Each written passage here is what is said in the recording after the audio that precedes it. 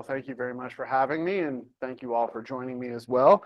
I was afraid when I took this panel that anything that I might have said might be outdated by the time the words left my mouth, and sure enough, here we are today with many developments occurring. I'm sure you've seen the news out of Geneva this morning, which we will be talking about.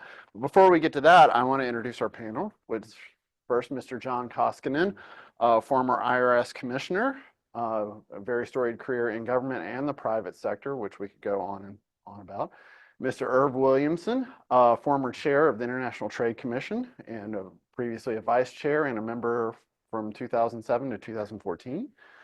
Dr. Susan Schwab, who is former U.S. Trade Representative during the George W. Bush administration. And Mr. Leonard Burman, who was a Assistant Secretary of Treasury for Tax Policy, also was very instrumental in implementing the Tax Act of 1986. Well, thank you all. As we referenced Geneva, the news out of Switzerland this morning is that there's a 90-day pause on the tariffs between China and the U.S., bringing levels from at least the triple digits down to the double digits.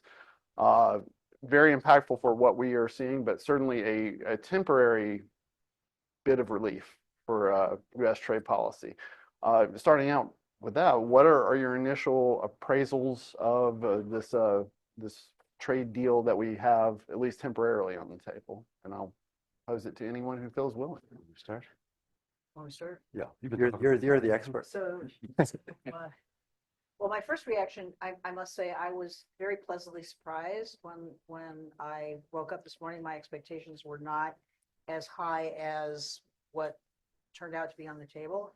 We're not entirely sure what it is, but from what we can tell, if you take if you look at USTR's press release, it reads 115% tariff drop from what was put in place on April 8 and 9, which translates as top down, which translates as you take what was in place on April 2nd, you add the 20% fentanyl tariffs and the 10% baseline tariff that the administration's put on everybody. So that's 30%. And that is on top of what was there the morning of April 2nd, right? The morning of Liberation Day. And you back out, you do not include anything that has been put in place with Section 232, Section 301, or IEPA, meaning the sector-specific tariffs having to do with steel, aluminum, autos, and what could be coming up in lumber, pharmaceuticals, the ones under investigation, shipbuilding, and so on. And on their side, the Chinese have dropped down to 10% over what they had in place the morning of April 2nd. And the conversations will continue. So it's a very fluid. And they're going to work with us on fentanyl. I think did I cover everything? Yes, I'm sure there's something out there, but I think the key point about this, though, is that yes, if compared to what we had yesterday at this time, yesterday, or even what we had when Trump came into office in 2017, yeah, it's a big relief. But compared to what was the normal state of affairs and what had been the state of affairs for almost decades before, you still have a huge amount of tariffs, and the economic impact of those hasn't fully been felt. And plus, business has no more certainty than it had before about what's going to happen, and that is not good for the economy. Because I was going to say something similar, just that, and we talk about this 10% tariff as if, well, that's not so big because that applies to everybody. 10% tariff is huge. And one of the things, I mean, part of what this episode has shown me is that the economics profession has done a really bad job of explaining the benefits of trade and also acknowledging, that the dislocations from trade can be really significant, and it's important for policy to recognize those. But the way this is done, typically you have a negotiation and then you come up with a new tariff regime. Now we just basically throw numbers out and try to scare people and say, well, look, it's not as crazy as it was yesterday, so the Enlightenment has occurred. It's not a good way to make policy. And the economy is pretty vulnerable right now, I think. And there's such major changes that the tariffs, what we're doing to the executive branch of the government, basically just slashing and burning without a real strategy for how to achieve the efficiency objectives. I mean, if people didn't like the inflation of the Biden administration, they're really going to be unhappy with what's coming up, assuming that policy doesn't completely reverse itself in the future. Well, and you mentioned that we had these tariff policies in the first Trump term. In talking about sort of how we got here, what was sort of the path to this approach? Because with Liberation Day itself, I feel like the market was in for a shock, even though that they knew the policy was coming. The amount, I guess you could say, or the impact of it was a surprise for me. Do you want to hit on the Trump administration's goals, and then I'll talk about the trade policy decision-making process? Sure. I think this is an example where, we've all been talking about taking President Trump figuratively, not literally. Well, in trade, you got to take him literally as well as figuratively, which is what we've learned. And I just, Irv and I were sort of whispering over here. I'm going to offer a little bit of context, because what I hear from businesses that I interact with is like, how did this happen? How could this happen with this? We have a system of checks and balances. Article 1, Section 8 of the Constitution gives the authority over trade to the legislative branch, to the Congress. How could this happen? How could it happen this quickly? And the short version is, the last time the Congress tried to make trade policy specifically was the Smoot-Hawley Tariff Act of 1930, and that didn't work out very well. And so starting at that point, and particularly starting in 1934, the Congress steadily delegated to the executive branch authority to conduct trade policy, but primarily authority to raise barriers and to respond to unfair trade practices like dumped or subsidized imports, to respond to unfair trade practices such as barriers to U.S. exports abroad, to respond to threats to national security from imports. But anyway, there was a steady delegation over decades, since 1934, of this protectionist authority, various types of authority. And the Congress held very jealously the authority to lower tariff barriers, lower trade and tariff and non-tariff barriers, because it did not want the president going hog wild negotiating trade liberalizing agreements, free trade agreements. So occasionally it would dole out, for a couple of years, some limited authority for the president to negotiate trade agreements, trade liberalizing agreements.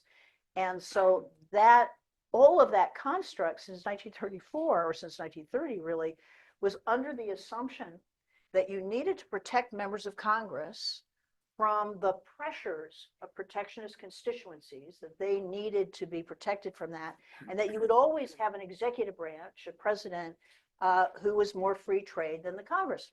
And that was the construct. And therefore, all of our laws, our trade laws, are set up under that premise. And that's how we find ourselves where we are today. Yeah.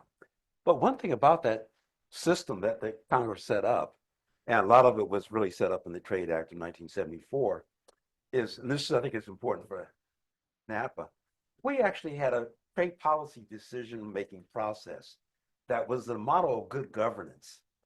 And that I spent about 5 years advising developing countries on how to set up a trade policy decision-making process that would help them participate in the WTO. And I used the US system because the WTO secretariat said it's a good system. It, you know, it has transparency, clear procedural guidelines. So Section 301, and I was chairman of the 301 committee for 5 years. You know, if a company could come in and make a complaint that this was an unfair practice, we had to publish a notice in the Federal Register, and the trade rep might say, okay, I accept your petition, chance for public comment from groups that might be adversely affected. Then you do an investigation for a certain amount of time, propose an action, which there was public comment. So all of this was very transparent, and made. And I think with all of our trade policy, the trade policy decision-making mechanisms, they were trying to produce what was in the national economic interest of the United States. That was the bottom Most line. broadly defined. Most broadly defined, correct. Because part of the 74 Act was a whole system of advisory committees. There are labor, agriculture, commerce, industry-specific ones, broad ones, too. And so all of that was to get input. And what it was doing, as you said, protecting the Congress from knowing that if the administration did something, it was doing something that various economic groups in the U.S. thought was in the best interest of the country. And the other thing on the negotiating side, which you get a glimpse of now, but not sufficiently, is that the lead, under the statutes, the lead negotiator, the lead trade policy strategist, the lead spokesperson for the president on trade policy by statute is USTR. And what is USTR? USTR is the both a cabinet level agency, but part of the executive office of the president. And USTR is a very small, it's like 250 people, okay? So we're talking tiny agency. And it runs an interagency process. And that interagency process involves, at any given point in time, at least 20 different agencies. So the Department of Agriculture is involved, Department of State, Department of Treasury, Department of Commerce, all these different agencies to make sure that as trade policy is developed and the policy making sort of moves upstairs and disagreements are worked out among different agencies, by the time it gets to the negotiators, the lead negotiators, every agency's, meaning every agency, every constituency's interest has been taken into account and negotiated out interagency, so that you wouldn't have the Department of Commerce having the lead, but the Department of Commerce, because if it favored manufacturing at the expense of agriculture, or favored agriculture at the expense of U.S. foreign policy, you needed to have all of that weighed in the mix. And so the system is designed that way, except that part of it's not working terribly well at this point. But the checks and balances are all in there. But at the end of the day, if you have if you're bypassing that system, a lot of it's personnel. I mean, every one of you know, whatever agency you grew up in, personalities make a really big difference. No matter what administration you were in, personalities make a difference. And also that that interagency process was expanded in the 90s to include Health and Human Services, EPA, because those kind of issues were becoming more important in our trade policy. And also the way often the people who work at USTR start out in the International Trade Commission, Commerce, or Agriculture. So you really had a system where the lead participants had roots in the other agencies, and that really made for them being very sensitive to those agencies' interests. And they participate in the negotiations. Right. Yeah. So it's a good system When it works. when it works. When it works. And the obvious problem of moving away from that to the system we have now, the ups and downs, and we're on the clock. Businesses don't know what to do. A friend of mine and one of the senior executives at Ford, and first of all, as he said, this idea we're going to bring manufacturing back, it's not going to happen in 3 months or 6 months. That's a long-term process and a very expensive one to build an automobile plant. And so the challenge for them and other major industries is, do you start and then it stops? Do you know how long, if there is finally an agreement, how long will that last? When will the president of the administration change their mind? So you've really immobilized everybody, waiting to see what's going to happen. And then with some concern, even if it looks like it's final, is it ever final?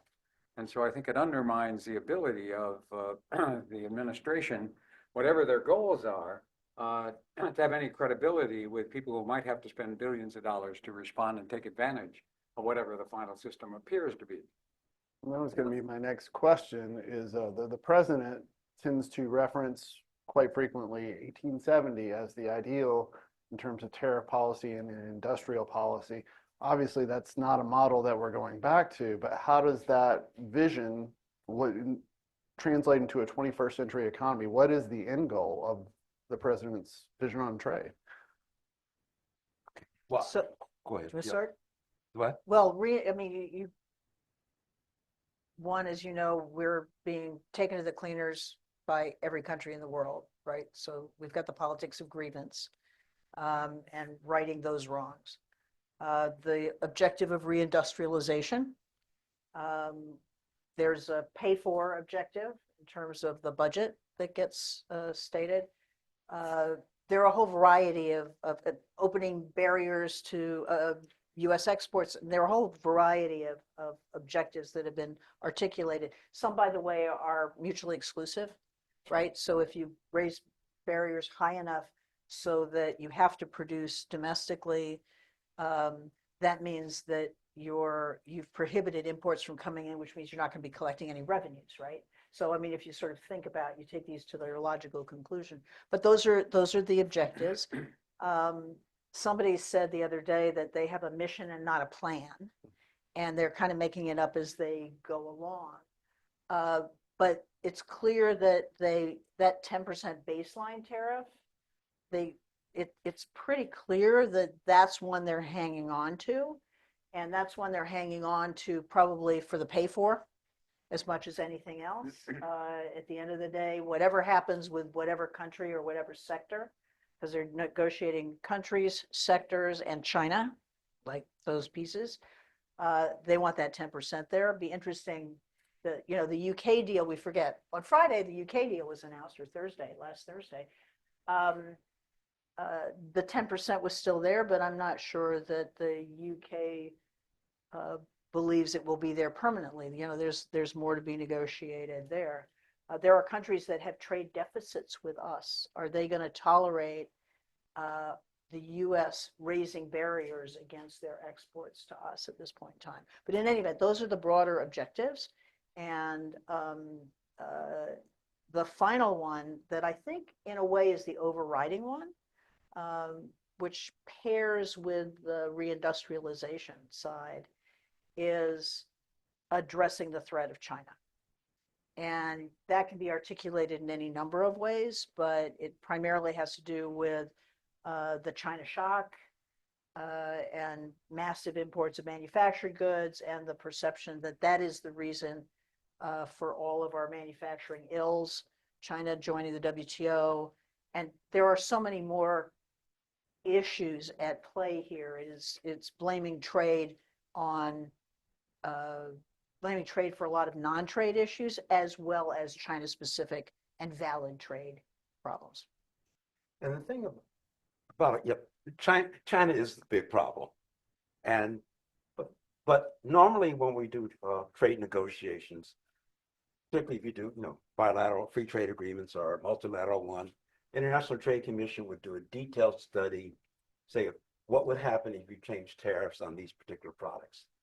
You would also have a lot of industry, private sector advice on specific, if you have change tariffs on any particular product. So that becomes part of the database of which USTR can then start negotiations. And I don't think we've done studies on the impact of certain trade barriers on the U.S. economy. The ITC back in 2011 did a big one on failure to enforce intellectual property laws in China and what economic impact that had on the U.S. And so that's not an issue. I think it's just, particularly when we get to the others, talk about reciprocal tariffs or these other negotiations with other countries. We really haven't done, those studies haven't been done. I mean, USTR has every year publishes in March an inventory of all the foreign trade barriers. So that is a record out there. But I don't think you could say that if anybody has tried to figure out, well, it's had this impact, and if we give up, do we give up X in order to get relief of that? And so if you were doing, if you're trying to, increase manufacturing, you would sort of figure out which sectors or which product lines do we want to increase manufacturing on. You might put tariffs on imports of that particular product, but you wouldn't put tariffs on the components that the domestic company needed in order to become globally competitive. And if you do this across the board stuff, that's not going to, how are you going to actually help the companies that you think really need help? Plus, I've had a saying for the last 20 years, a good trade policy starts with a good domestic economic policy. And that would mean, what are you doing about, what are you doing about your education system? What are you doing about protection of workers, income inequality? At least the Biden administration, when it did try to do things with the, Inflation Reduction Act, and sort of got the name of the other policy. It did try to do things to help specific sectors become more globally competitive. And Trump really hasn't talked about that. Or are you fussing at China about fentanyl? What are you doing about domestic efforts to reduce consumption at home? There's a trade, the GATT has a principle that you can put, say, quotas and other things on imports to protect, say, if you're trying to manage, say, a particular agricultural sector, if you're doing the comparable thing domestically. And while there's no trade rule that says this, I've developed this theory. If you are going to do something internationally to protect something, what are you doing to strengthen your domestic economy? What are you in that particular sector in which you're trying to protect or you're trying to help?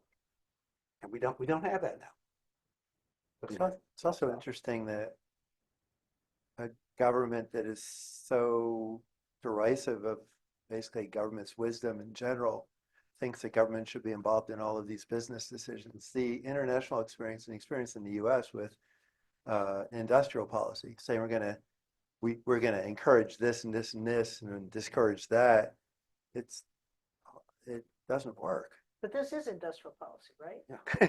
By What? any other, I mean, This is it's a industrial tax policy. It is a tax policy Mm.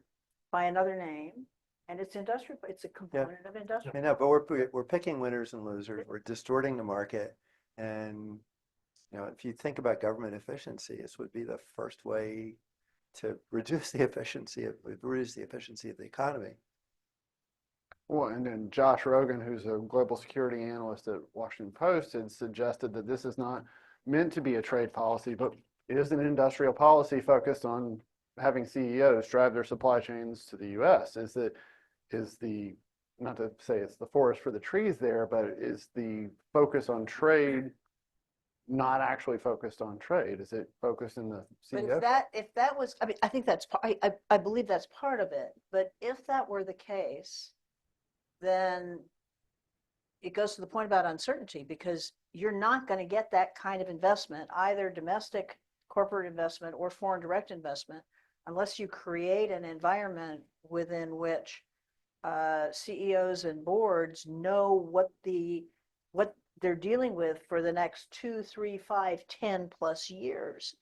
And they're not getting that right now, and not in the foreseeable future. That's one part. And the second part is the immigration policy, at least up to this point, doesn't reflect the objective of having more manufacturing of the type of manufacturing that exists in the world today, which is to say manufacturing output continues to go up and up and up. It's manufacturing employment that goes down. And where will the manufacturing employment come from?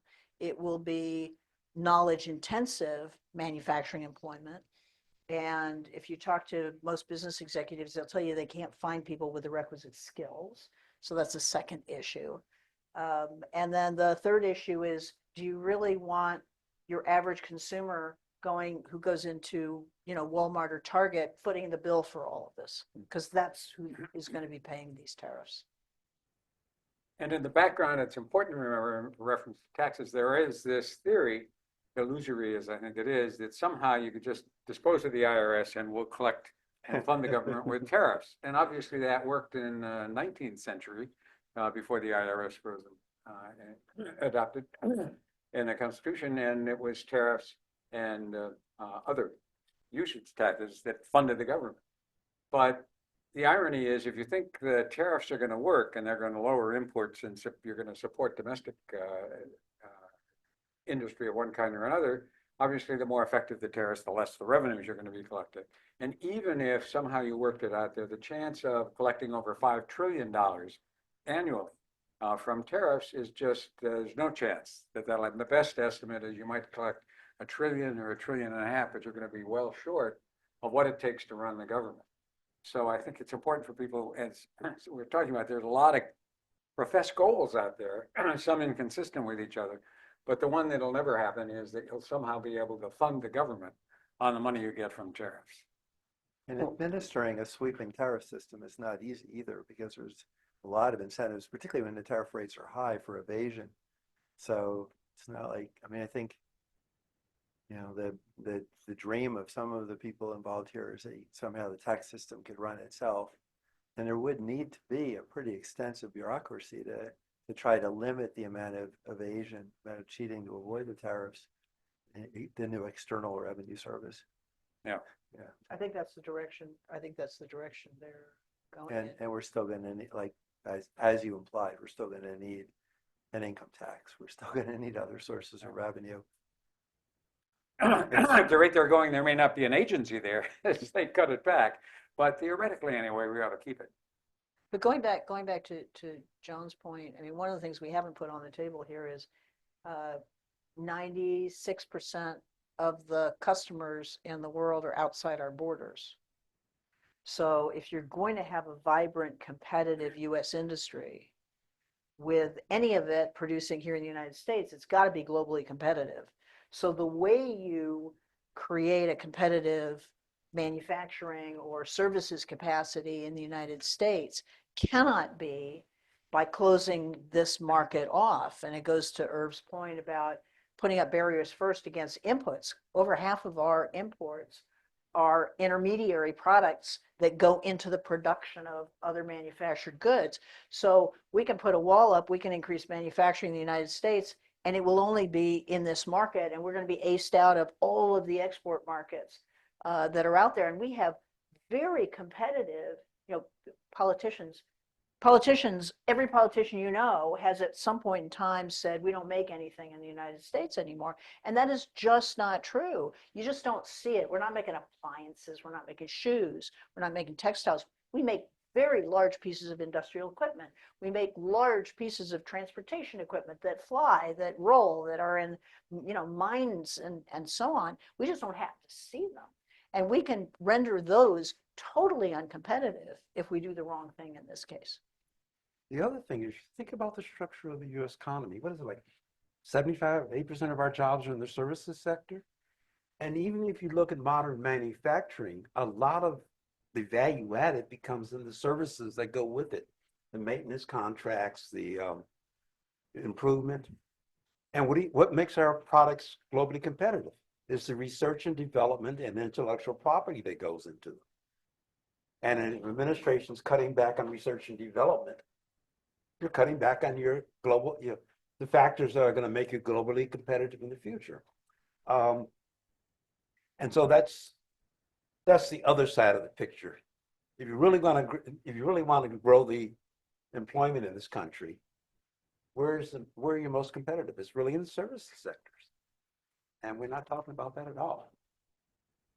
When speaking about the government and public administration at large, you know, you mentioned conflicting goals. We want to reduce the federal deficit at the same time that we're cutting federal services and personnel. You mentioned the IRS. 20,000 are anticipated to be cut from the agency at a time when we're trying to bring in more revenue. You talked about multi-agency negotiation. We have cuts across the board and some level of uncertainty, whether it be the administration's plans or ongoing court cases trying to sort all of it out. In terms of public administration, kind of where are we right now in terms of navigating these goals and achieving, you know, the higher goals of civil service? One of my concerns watching it, although I haven't talked to any of them, is that they seem to have, first of all, a lot of the people doing the cutting and analysis have never been associated or near a government agency. So they see each agency as just kind of a series of similar organizations. And I have this feeling, and it's all best I can understand, that everybody's kind of fungible. So in the private sector, you take over a company and you cut employees, and then if you need more technology or finance people, you just go out and hire them. And they have no kind of feel for the fact that the IRS, which I know well, obviously, but in a lot of these agencies, technology varies from agency to agency and the function of it and what it does and how it operates. So it's not a question of just going out on the street and hiring 4 more IT guys. You have to have 4 more IT guys who actually can deal with the system in whether it's Commerce or HHS or wherever it might be, or the IRS. And so I think they're assuming, well, we may cut too many, but then we can hire them back. And they just don't understand, A, conceptually that doesn't work, and B, especially with the buyouts and making life difficult. So some people are losing the people of the 20,000 who accepted the buyouts at the IRS. Almost by definition, are people who have been there long enough to have the ability to retire with a pension and have been there 15, 20, well, to be over 20 years. But what you're losing then are senior managers, executives, people who are leaders in the organization. And again, trying to find somebody with the equivalent of that 20 years of experience with tax law and all of the implications of it is not easy. And so I think there's a comfort level they have of, well, it's not all going to be dysfunctional because we'll put the pieces back together, we'll go hire some people. And I think they're going to wake up one day and discover that it's going to take years to recreate the systems that you're cutting. So this morning they're talking about a 40% overall cut in the IRS from 100,000 to 60,000. And at that point, you're really dysfunctional. That's 20,000 less than I had after they'd cut 20,000. And I told people, customer service was abysmal. If you could get through it all, it's a little like trying to get through to Social Security today. It took hours. People would call you back, maybe. And when you cut revenue agents and officers, there's no way that IT automatically audits. What IT does for you, and it is done, artificial intelligence has been used by the agency for some time. Audits are selected by algorithms, and the returns are reviewed by systems. And whenever there's an odd input, it comes out, and somebody then has to look at it and decide whether I'm going to go talk to those people or send them a notice. When there's nobody there, by definition, what happens is the audit rate drops. So depending on whom you ask, assuming the system runs next fall, which I think is an open question, the estimates are anywhere from 30 to 50 billion to 150 billion in revenues are going to be lost. Undocumented immigrants pay close to $70 billion a year in taxes. That was in the days when they thought we were protecting their information. Now that the excuse me, ICE and others are reaching into for now minimum information, but would love to get all the information, my guess is that half that money is going to disappear at least. And that'll be $35 billion just off the top. So it's the ultimate irony to say you're worried about the deficit, you're worried about the debt, and at the same time, you're basically undermining the ability of your revenue agency to collect the money that's owed.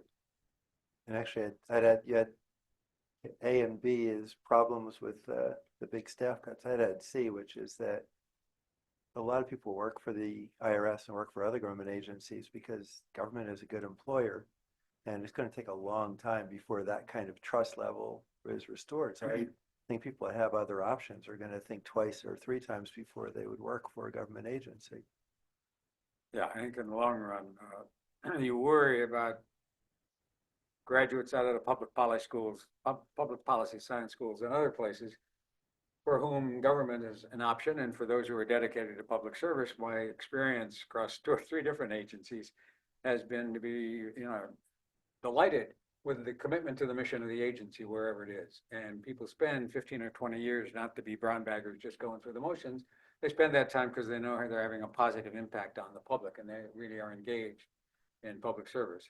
So when the head of OMB says people ought to be traumatized and they ought to, be unhappy about going to work, it's not a way to encourage an effective operating condition for people. But what it really doesn't do, as Len says, it just discourages anybody to think about why would I want to go there, get paid less than I might at McKinsey or someplace else, and then have people every once in a while come in and yell at me and say I'm really just on the public dole. I'm not doing anything helpful. And they are, by the way, on the trade side, commerce, for example, has been having forced departures of trade negotiators with 20, 30 years experience.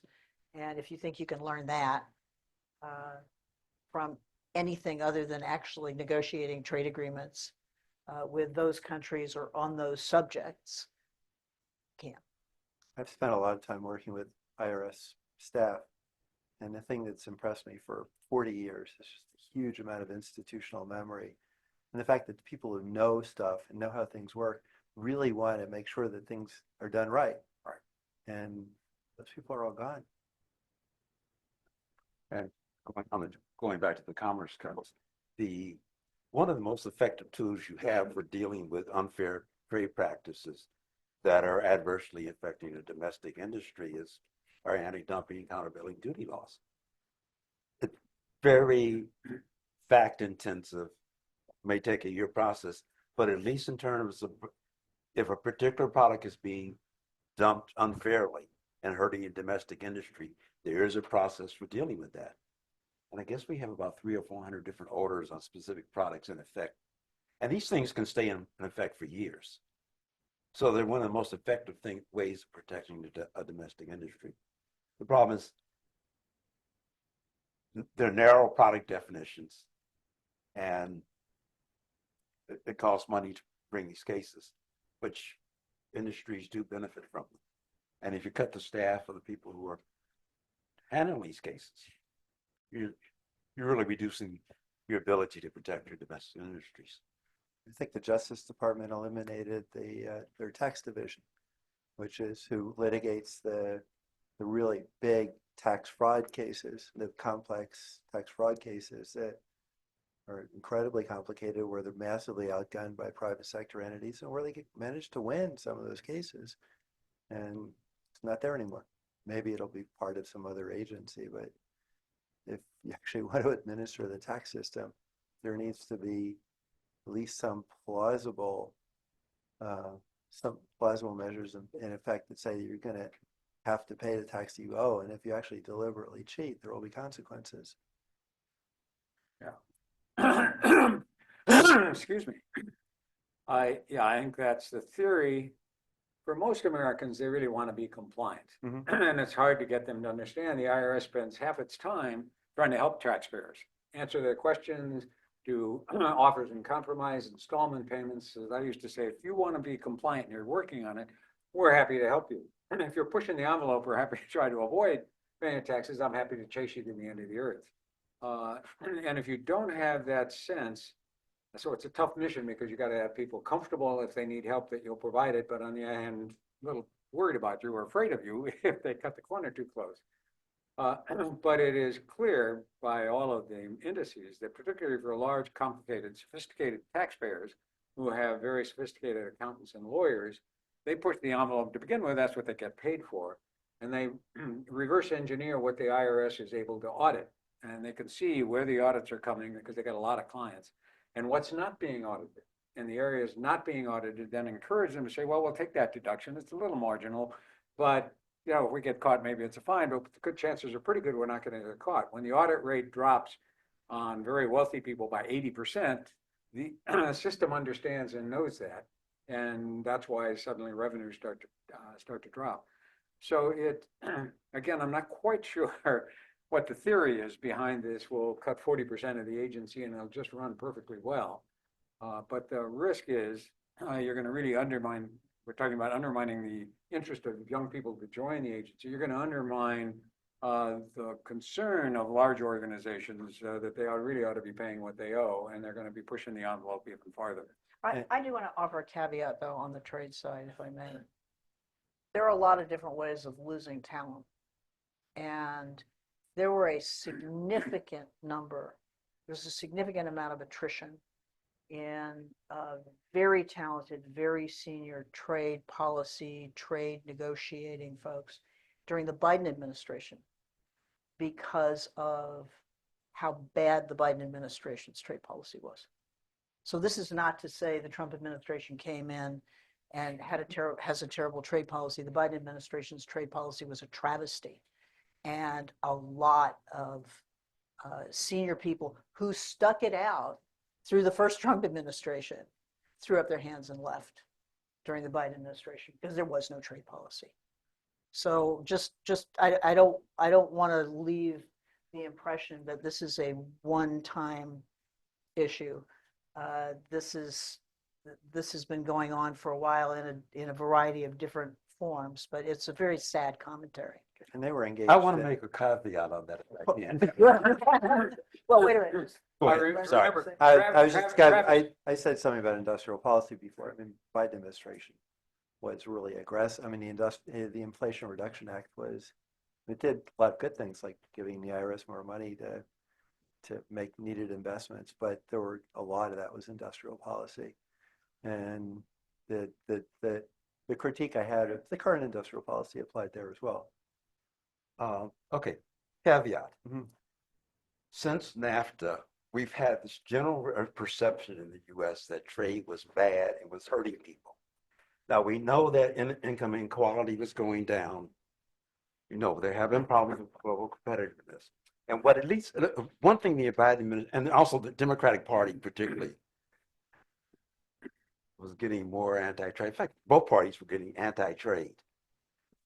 At least the Biden administration recognized that we have to do something about US competitiveness, and a lot of the problems are in the domestic side. There are some problems with the, I guess, Inflation Reduction Act, some of the industrial policy programs that they did initiate, which weren't always consistent with our international obligations, but they were an effort to try to improve the competitiveness of US economy. And that had to be addressed. The other thing they tried to do was to deal with to look at the questions of the impacts of trade on different ethnic groups, on labor and workers, and try to address how do we have a trade policy that does produce more equitable results. And I think that was something that in my 50 years of doing trade, we really hadn't tried to do in a serious way. And so while it didn't succeed, and while I think they were overly afraid of doing trade agreements because the Democratic Party was overly afraid of trade agreements, I do think they were trying to do the right things. And I do think they were trying to address the domestic economy problems. And as I said earlier, a good trade policy starts with a good domestic economic policy. So they may not have succeeded and there were problems, but I don't think they were that bad. And not to put you on the spot with a crystal ball question, but we are in a very unique circumstance of having a president with 2 non-consecutive terms. And so I guess my question would be, does the first term, is the past prologue there, does it inform kind of where we're going in terms of public administration? Or do you think this is a blank slate start over in uncharted territory of what the future may hold, even a year from now, 6 months from now? You mean for the next 3 years? Yes. You mean for trade policy? Trade policy. And for the public third administration? term. I think it is unusual to the extent that, I think it's unusual to the extent that they had a first term, they came in, they really didn't know how government operated. They were very unhappy when they discovered how government operated, and particularly the checks and balances they encountered. They also had, 2 years with a split Congress. party control in the Congress. Then they had 4 years to decide what was important to them, what they wanted their policies to do, and they had 4 years of experience with the executive branch that they could think through how they could get it done and get it done expeditiously. No other president in my lifetime, no other executive branch in my lifetime has ever had that. And so even more than a second consecutive term, they had 4 years to do all sorts of homework so that they came out of the blocks with a speed and a scope that none of us have ever seen before.